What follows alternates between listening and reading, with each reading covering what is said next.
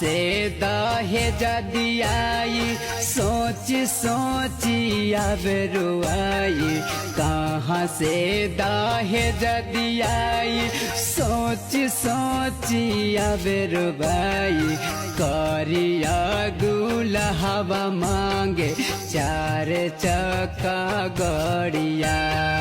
कहे कि मिली न लैका फिर ये में नौकरिया करिया दुल्हवा मांगे